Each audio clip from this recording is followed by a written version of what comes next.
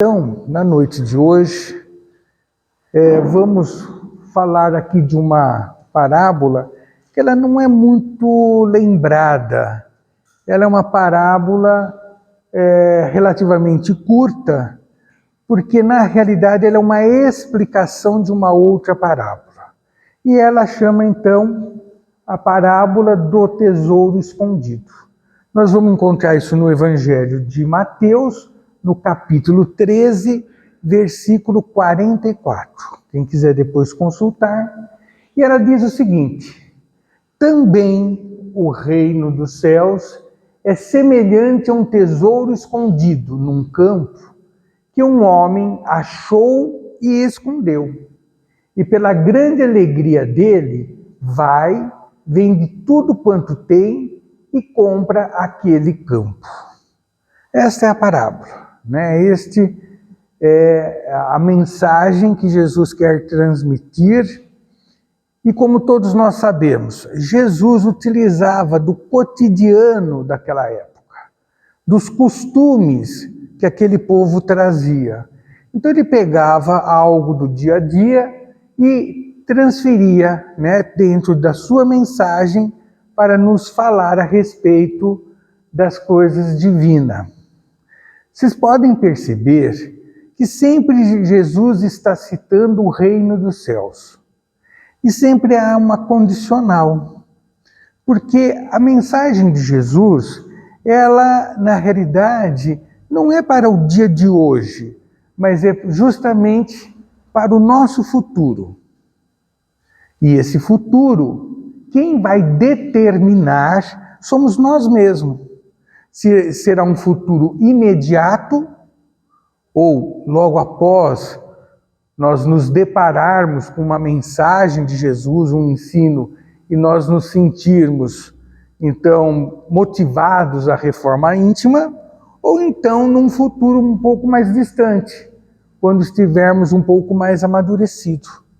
Então, por isso que o seu Evangelho, ele sempre nos fala, a esse respeito, do amanhã, do que nos aguarda.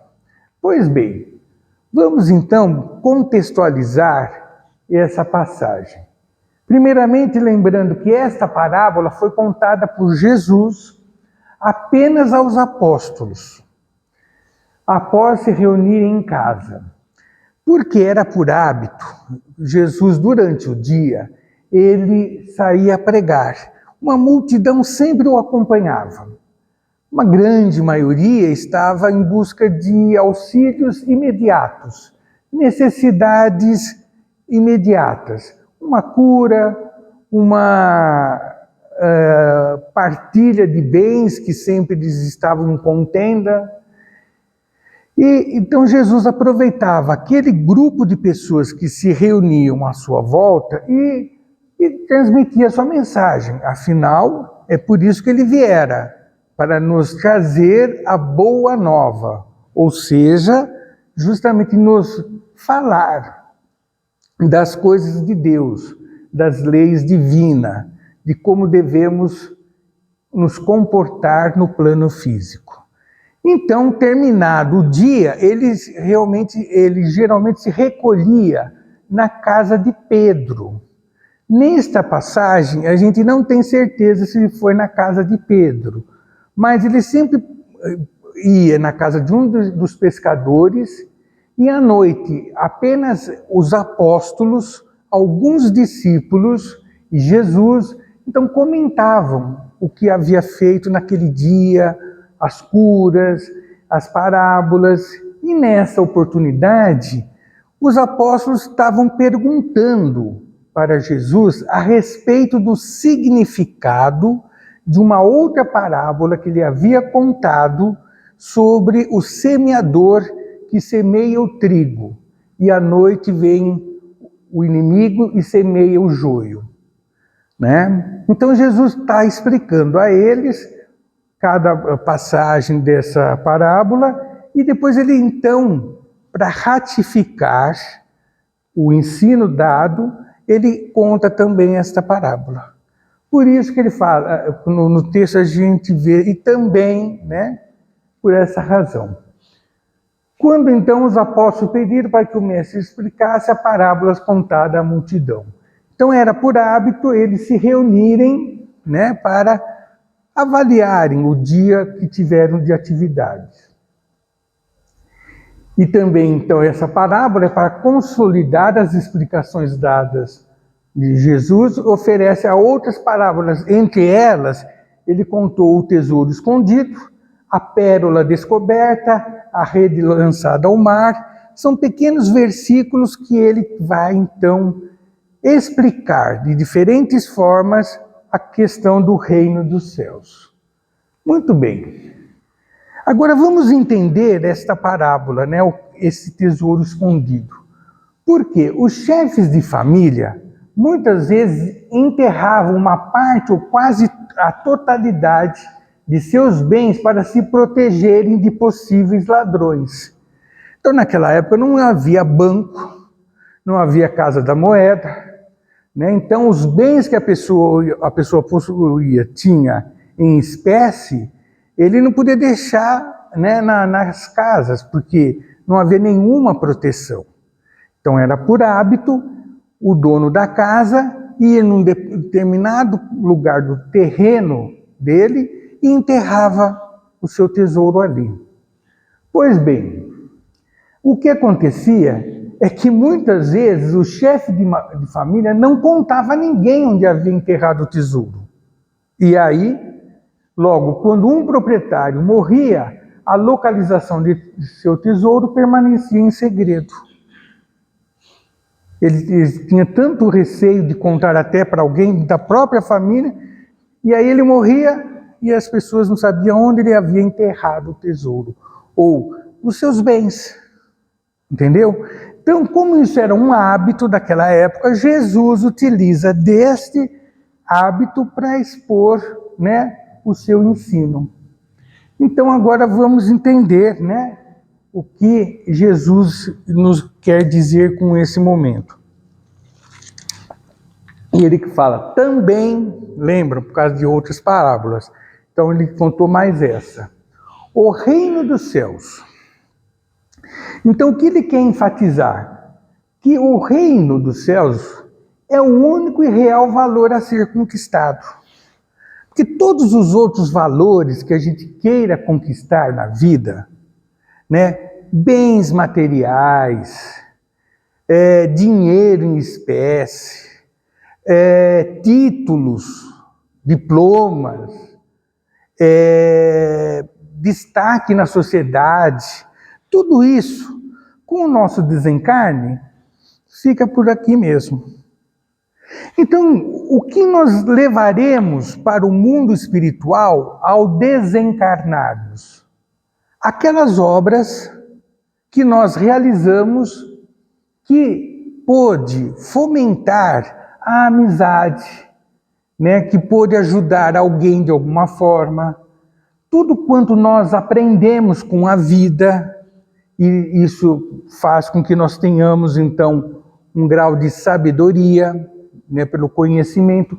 Esses são os valores reais que levamos para o plano espiritual.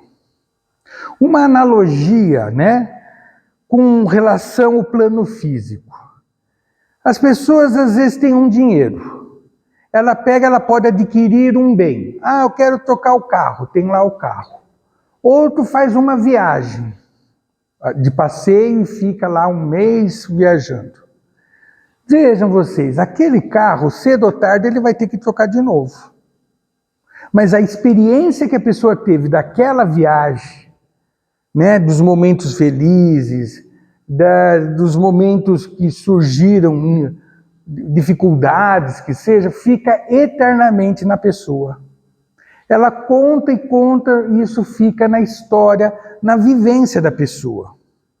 Então, por analogia, todos os bens materiais existem para nós, sim, para que possamos utilizá-los para ter condições de favorecer, de ajudar o próximo, nas diferentes formas.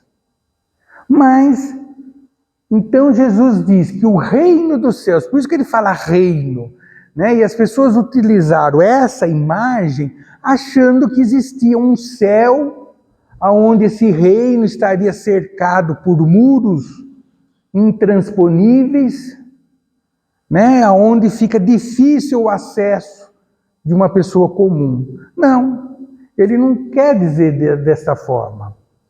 Ele diz que o reino do céu não é palpável e por isso muitos não conseguem entendê-lo. Por quê? Porque da experiência que nós adquirimos. É como eu falei agora, se fez uma viagem, ninguém pode, né, ter algo concreto da viagem. Mas quem fez a viagem vai poder contar a outros como foi essa viagem. É diferente da pessoa que adquire um carro ou uma casa, um terreno e fala, ó, essa é a minha casa, esse é meu carro, esse é meu terreno. Percebe?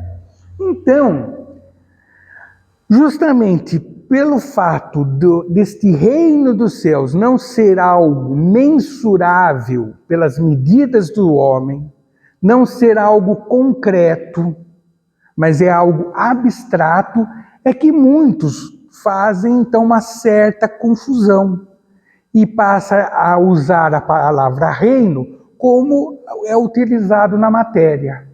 E é totalmente diferente. Por quê?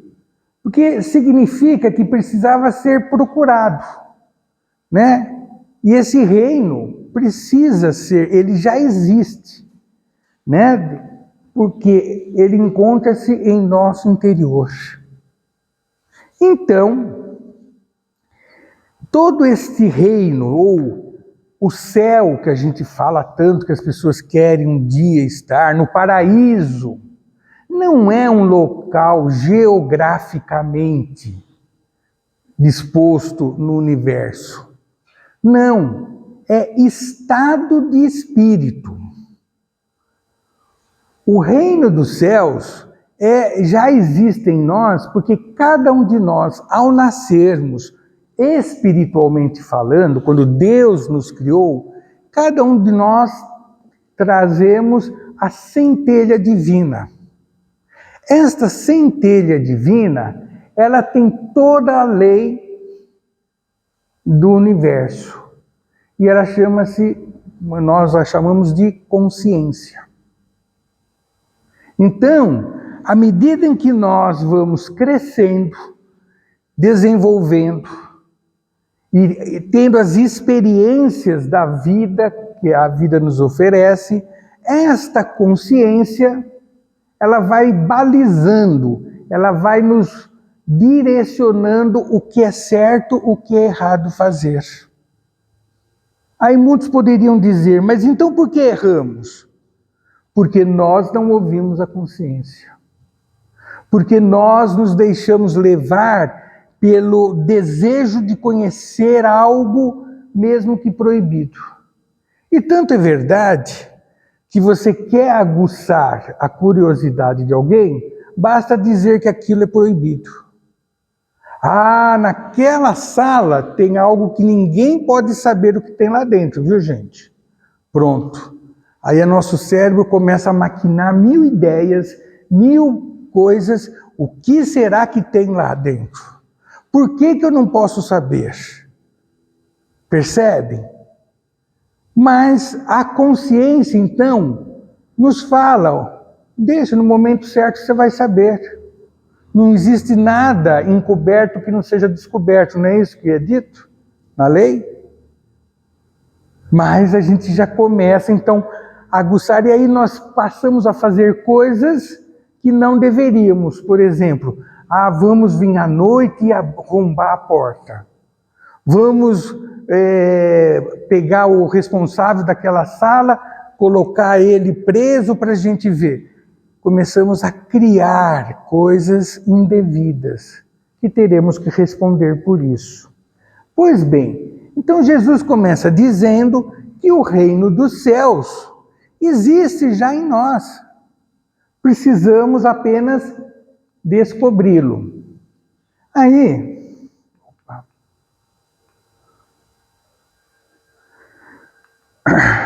ele continuando diz, é semelhante a um tesouro. E por que ele usa essa expressão tesouro? Porque é o que as pessoas conheciam como algo de valor. Então, é um tesouro porque quem o possui tem suas necessidades realizadas. E realmente, quem tem um tesouro, ele consegue comprar tudo o que ele precisa, né? Ele consegue ter uma certa tranquilidade. Então, como as pessoas conseguiam entender o que era um tesouro, Jesus dá então essa comparação, essa analogia. Por isso que ele falou que é um tesouro o reino dos céus, escondido. Por que escondido eu pus entre aspas? Porque precisamos do esforço para procurá-lo. Se ele já existe em nós, e nós não conseguimos usufruir deste tesouro, então fica o pensamento, por que não? O que está me impedindo de eu desfrutar desta riqueza que eu trago comigo? E aí nós vamos entender que são justamente as nossas imperfeições, as nossas mazelas, os nossos vícios, e são tudo coisas apegado à condição material. Porque vivemos num mundo físico e achamos que a nossa vida se resume a isso que nós estamos vivenciando, quando não é verdade. Nós somos espíritos, eu sempre falo isso, porque isso precisa ser repetido inúmeras vezes. Nós somos espíritos que trazemos este corpo. Este corpo nos serve como um uniforme, como uma vestimenta para eu poder transitar no plano físico. E aí eu lembro a vocês, por exemplo, um astronauta, para poder estar no espaço, ele tem que usar aquela roupa. Porque se ele ficar sem aquela roupa própria, ele não teria oxigênio, as irradiações solares ia simplesmente matá-lo. Então, para que nós possamos existir nesse plano físico, precisamos desta roupa material. Pois bem, e esta roupa material e a matéria, ela tem uma série de coisas que a gente se vê atraído, que a gente se vê com vontade de experimentar. Por isso que lá na Gênese de Moisés, fala da tentação, né, da Eva em querer comer a maçã. Por quê? Porque falou que era proibido. Percebe? Tudo é alegórico. Pois bem, então, esse tesouro que nós já somos detentores, ele está escondido pelas nossas imperfeições, pelo nosso orgulho, pelo nosso egoísmo. Então nós temos que tirar essa ganga, né, tirar essas coisas improdutivas para que ele possa fluir. E ele fala que está escondido num campo, ou seja, esse campo somos nós mesmos, é o nosso coração, é o nosso ser, que deve ser trabalhado pelas experiências da vida. Então vejam, todos nós fomos criados simples, ingênuos por Deus. Deus não criou um ser diferente do outro com predileções, né, preferência. Esse grupo daqui vai ter toda a facilidade, ou já vai nascer tudo perfeito. Esse aqui, não, vai nascer tudo imperfeito, destinado ao inferno. Este é o céu. Então aquela ideia que trazíamos de anjo e demônio, não é assim. Deus não criou seres já desta forma. O que ele criou, até por uma questão de justiça, todos nós nascemos iguais, e à medida em que nós vamos experimentando, crescendo espiritualmente, chegaremos à condição de anjos. Porque Jesus disse, tudo que eu faço, vós podeis fazer e muito mais. Jesus também disse, vós sois deuses, Quando ele falou isso, ele quis dizer que nós temos todo o potencial para chegar a essa condição. Então, quem seria os demônios? Aquele espírito recalcitrante no erro. Aquele espírito que se recusa a evoluir. Enquanto os outros avançam, ele fica para trás. Os outros avançam, ele fica para trás. Chega um dado momento que esse espírito que ficou de há muito tempo, nesta condição pelo fato dele trazer o livre-arbítrio, ele é considerado como um espírito mau, ruim. Não, é simplesmente um espírito que teve a liberdade de escolha de não querer avançar. Mas cedo ou tarde, pela lei divina, a lei do progresso, ele também um dia haverá de avançar e chegar na mesma condição que todos nós chegaremos. Pois bem, então, para que tenhamos toda essa empreitada da vida, né? Por isso que nós somos esse campo, por isso que o corpo físico é justamente este campo onde o espírito nosso vai trabalhar o seu melhoramento, o seu aperfeiçoamento. Muito bem. Aí continua, que um homem achou e escondeu. Então, nesse momento do ensino do mestre, é feita uma referência da pessoa que se depara com a verdade.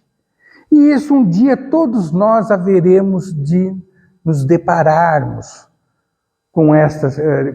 viver essa situação. E nós temos exemplo Paulo, né, de Tarso, a caminho de Damasco, quando até então ele era um doutor da lei, com todo o poder, riqueza, né, títulos, vejam vocês, tudo que é material, perseguiam os cristãos. Quando ele estava em busca de um dos cristãos, a caminho de Damasco, ele tem a presença de Jesus à sua frente. E naquele instante ele cai em si. Aí ele troca o tesouro material pelo tesouro espiritual. Ele passa a viver em comunhão com as leis divinas, que são diferentes das leis humanas. Porque as leis humanas sempre estão passíveis de melhoria, de alterações. A lei divina é imutável, porque ela é perfeita desde a sua origem. Pois bem, então assim, quando a pessoa se deparou com o tesouro, ou seja, ela reconhece que é um espírito, que ela está em trânsito, que ela tem que evoluir, que ela tem que saber melhor fazer suas escolhas de vida. Então, esse achou, ele se deparou e escondeu. Não é que escondeu necessariamente, é aquele momento que todos nós trazemos de reflexão. É aquele momento sabático, vamos assim dizer, que a gente para, dá um tempo e reflete toda a nossa vida. E passamos a fazer um balanço de tudo que nós já fizemos, do que deixamos de fazer. E a partir desse conhecimento da verdade, ou seja, o que é o certo realizar, nós vamos então ter a ação. Então, quando você se depara com a verdade, você assimila. Primeiro você recebe aquilo. Aí você passa a ter a reflexão. E da reflexão você passa a ter uma conduta. E aí você passa a ser uma pessoa que procura se espiritualizar, que você procura valorizar as coisas constantes, perenes, e não as coisas fúteis e passageiras. Então, você vai gradativamente subindo de entendimento, de maturidade espiritual, de vivência. Não é assim no plano físico? Quando chega uma certa idade, a gente fala, puxa vida, se eu, com o conhecimento que eu tenho hoje, eu tivesse feito isso lá atrás, nossa, quanta coisa deixaria de fazer errado. Ou melhor, quantas coisas eu poderia ter acertado, feito coisas boas. Por quê? É maturidade. E o nosso espírito, a cada existência, ou seja, cada passagem nossa pelo plano físico, nós vamos adquirindo um pouquinho mais de maturidade, de experiência.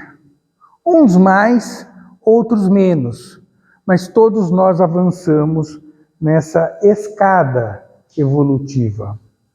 E aí, e pela grande alegria dele, vai. Então, por ter encontrado a razão de viver, isso que é importante. Quando você tem em mente que a vida física é passageira, ela é muito insignificante perante a eternidade do nosso espírito. Aí você começa a rever certos posicionamentos. De repente, se eu sou aquela pessoa que obrigava, se por acaso a cadeira estivesse fora do lugar, e hoje eu relevo, porque não vai mudar nada se a cadeira está assim ou está assado. Se de repente, né, a gente logo se ofende quando alguém fala alguma coisa ou fala um pouquinho mais alto, a gente se sente ofendido, a gente passa a relevar. Porque a gente de repente começa a procurar entender o outro. Por que o outro está falando desta forma comigo? Será que ele está passando por algum problema? Ele está irritado com algo? Será que ele traz algum tipo de dor? Porque quando a gente tem dor, o nosso limiar de paciência é muito pequeno, né? Haja vista as mulheres no período da TPM. Coitado dos maridos, não é verdade, gente? Mas, então, quando você passa a ter essa razão de viver, você começa a entender a vida, você releva muitas coisas. Muitas coisas que te motivaram a ter uma inimizade, por exemplo, você vê que aquilo é besteira. Ah, não olhei mais na cara daquela pessoa porque ela não me chamou no aniversário de fulano ciclano. Ah, e daí? Será que ela não estava ocupada, preocupada com a festividade? Será que de repente ela convidou e não chegou até nós o convite? Será que isso é tão importante para perder uma amizade, por exemplo? Então são pequenos exemplos que a gente vai começando a cada dia ampliá-lo. Então essas coisas que a priori são insignificantes, você vence. Aí as coisas de média importância, você já tem força para vencer. Até chegar aquele momento de você perdoar algo que foi muito ofensivo, que te foi muito prejudicial, porque você entende que por pior que tenha sido aquela pessoa na sua vida, ou na sua vida profissional, familiar, social, não é nada perante a eternidade, porque todos nós somos filhos de Deus. E um dia haveremos de reatar esse desequilíbrio momentâneo. Então isso tudo é para aquela pessoa que se alegra em ter achado o reino dos céus que estava dentro de si mesmo. Por isso que nós falamos que é estado de espírito. A pessoa que procura viver em harmonia com as leis de Deus e tem um estado de espírito feliz, saudável. Ah, mas são muitas as leis de Deus. Jesus foi tão bom que ele resumiu para nós. Então, a lei de Deus se resume em amar a Deus sobre todas as coisas e ao próximo como a si mesmo. Nessa lei existem todas as leis e os profetas. Amar a Deus e amar ao próximo como você quer ser amado. Só isso, apenas isso. E como parece difícil. Muito bem. Então, a grande alegria faz com que o destino que o aguarda, né? Ele sabe que agindo em conformidade com a lei, a desavença desaparece, a inimizade deixa de existir, a dificuldade minimiza, a dor não é mais intensa. Porque quando você reconhece a causa da dor, e invariavelmente esta causa reside em nós também, você fica quietinho. Porque quando a dor é provocada por outro, a gente se ofende, a gente se exalta, a gente quer o revide. Mas quando você entende que a dor é pela displicência da sua forma de viver, você fica bem quietinho, porque fala, que vergonha, né, eu reclamar de uma coisa que eu mesmo fiz. Muito bem. E a recompensa pelo esforço a ser realizado é justamente esse estado de espírito que promove a paz. A paz é uma riqueza incomensurável. Você poder deitar à noite no seu travesseiro e a sua consciência, né, que é o reino de Deus, não ficar te reclamando, olha, você não devia ter feito isso, olha, não é assim que age, olha, você precisa rever isso, né? Então, é estado de alegria. E quando Jesus fala vai, ou seja, inicia o processo de reforma íntima. Então, esse vai é você dar este pulo, né? Você sair desse estado de ser para algo melhor. Vai é no sentido assim, bom, agora que eu descobri o valor da minha consciência e ela sempre vai ditar aquilo que eu deva fazer, porque está de acordo com a lei, então eu tenho que ir em busca cada vez mais do conselho que a consciência me dá. Eu tenho que ouvir mais. E como que eu faço isso? Não ser imediatista. Então a pessoa que recebe uma ofensa, a pessoa que recebe algo que acha que aquilo é ruim para si, qual é a nossa tendência natural? Já de bate pronto, nos revoltarmos, dar o troco, e se possível em dobro, né? Ah, eu perdi a cabeça. A pessoa falou isso, ah, eu perdi a cabeça e fiz o que fiz. Ah, eu não aguento o desaforo. Quando, na realidade, quando você começa a ouvir a consciência, é quando você não age, ou melhor, reage prontamente.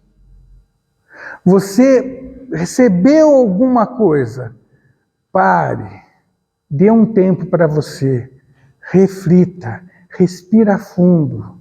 E nesse tempinho você vai receber pela sua consciência o que é melhor a fazer. Então, de repente, virá aquela ideia, não vale a pena, não vou revidar. Se ele está agindo dessa forma enlouquecida, não vou eu me enlouquecer também. E aí uma série de situações começa a fluir no nosso íntimo para que nós tenhamos um comportamento mais esclarecido, mais evoluído. É difícil? Claro que é difícil. Todas essas melhorias espirituais requerem o que eu chamo de treino. Assim como um músculo do corpo, ele se desenvolve através da repetição de um exercício, eu só vou adquirir uma determinada virtude se eu repetir a sua prática. A ponto daquela prática se tornar tão frequente que torna-se um hábito e do hábito vira uma cultura minha.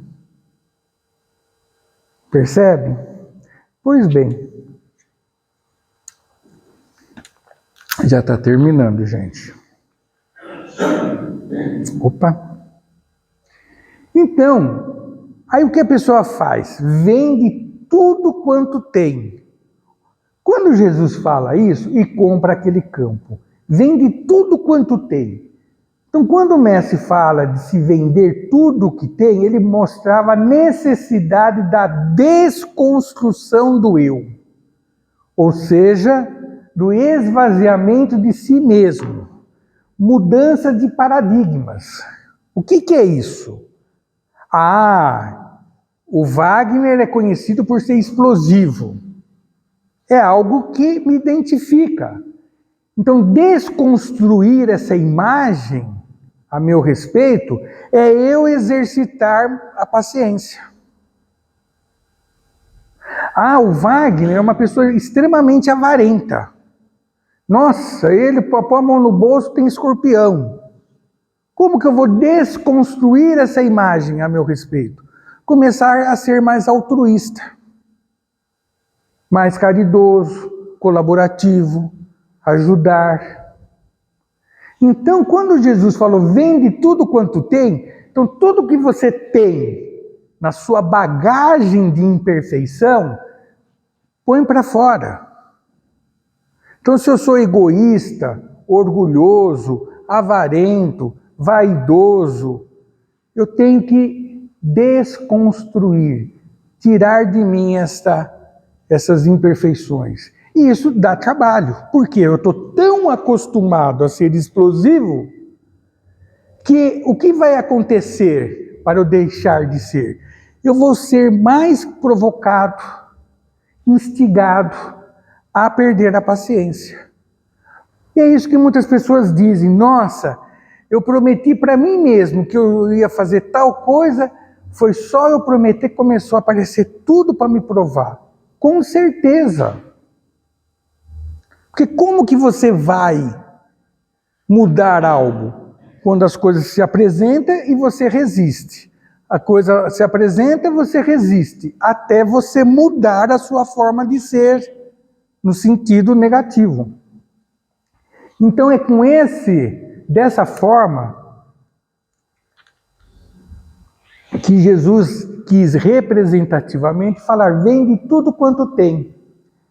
Que o homem deve fazer para poder se aproximar de Deus e apoderar-se do tesouro do reino dos céus.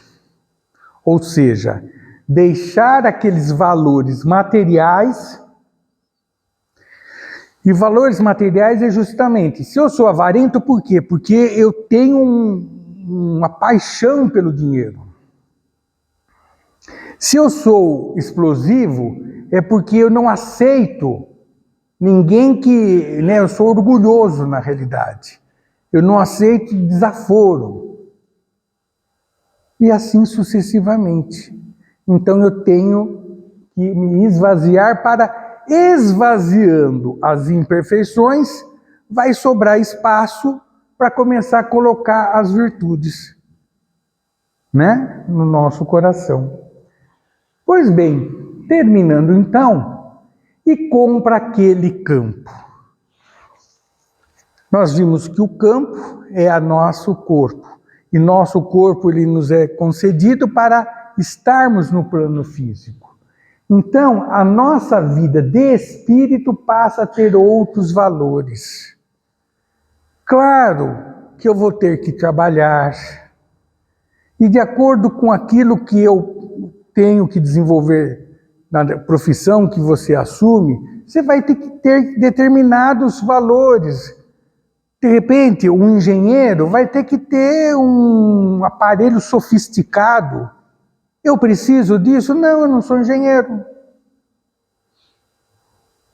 Outro precisa, vamos supor, de um veículo para ter uma locomoção mais rápida. Outro tem a sua oficina de trabalho na sua própria casa. Percebem? E assim sucessivamente. Então, às vezes, o que é necessário para um, não é necessário para todos. Então eu tenho que ver aquilo que me é necessário. Porque quando eu ultrapasso a linha da necessidade, eu entro no supérfluo. E o supérfluo que me é prejudicial. O supérfluo é que me faz enraivecer, estimular meu orgulho, a ser egoísta, a ser vaidoso, a ser avarento, porque eu quero ter, né, e não ser. Muito bem. Dessa forma, nos assenhoramos de nossas responsabilidades. Então, é aquela ideia que nós temos que, às vezes, parar para pensar. Por que eu estou aqui? O que Deus espera de mim? Por que eu tenho essa família? Por que eu tenho essa profissão? Por que eu trago esta religião como a ordem de fé? Por que eu convivo nesse núcleo social? Será que eu estou aqui só para desfrutar tudo que a vida física me oferece? Qual é o legado que eu vou deixar ao partir? O que as pessoas estarão falando de mim se porventura eu voltar ao plano espiritual? Nossa, ainda bem que foi embora. Só dava dor de cabeça para todo mundo. Será que é isso que a gente quer? Percebem? Então, à medida em que nós passamos a ter responsabilidade das coisas que nos cercam, nós passamos a ter uma vida melhor e mais tranquila, né? Pois bem, e passamos a trabalhar a nossa progressão, para mundos melhores. Então, eu tenho que saber estender a mão, do que simplesmente falar, vocês estão em maior número, vocês vão se afundar. Eu estou aqui, belo e formoso. Ou então, eu estou lá em cima, vocês estão aqui embaixo, que se virem. Ou como algumas pessoas falam para certos pedintes, né? Vai trabalhar. Trabalho não falta. Se trabalhar, você ia ter dinheiro para comprar a sua comida, sua roupa. Será que ele teve essa oportunidade? Enfim, o que nós precisamos entender desta parábola é que façamos uma análise em que situação nós nos encontramos diante dessa parábola. Será que eu sou aquele dono daquele tesouro que enterrei, morri e ninguém desfrutou? Será que eu estou naquela fase que eu descobri o tesouro, mas ainda não refleti e mudei minha vida? Será que eu já estou naquela fase que eu estou desconstruindo as minhas imperfeições? Será que eu estou naquela fase que já estou repondo no lugar das imperfeições algumas virtudes? Então cada um deve fazer a sua análise. Retardar a busca deste tesouro é persistir na dor e reclamar de auxílio. Realmente, quando a gente não entende que existe em nós esta riqueza, a gente reclama de tudo e de todos. A gente põe culpa nos outros. Nós somos sempre bonzinhos. Nós somos sempre as vítimas. Mas na realidade nós somos ociosos de não fazer a nossa parte diante das leis de Deus. Como Jesus sempre dizia, levanta-te e ande no meu caminho de verdade que leva à vida. Jesus sempre dizia isso. Levanta-te, muda esta ideia, muda esse pensamento fixo. A vida é do espírito, não é do corpo. Se você traz um espírito que reclama das enfermidades que tem, ao desencarnar, você vai continuar a levar as enfermidades. Porque são imperfeições da alma e não do corpo. Se você não se desconstruir no sentido das imperfeições, você vai se transferir para o plano espiritual da mesma forma que você vivia no plano físico. Não tenhamos a ilusão de achar que pelo fato de passarmos para o mundo espiritual, seremos pessoas diferentes e melhores. Não, nós somos o que somos, mas sempre temos que melhorar para melhor, mudar para melhor. E para isso que Jesus contou esta parábola. Dentre inúmeras parábolas que Jesus nos contou, sempre com o propósito de fazer-nos despertarmos para a verdadeira condição que nos cabe, de evoluir sempre para a frente e para o alto, em busca do Divino Mestre Jesus. Que assim o seja, gente.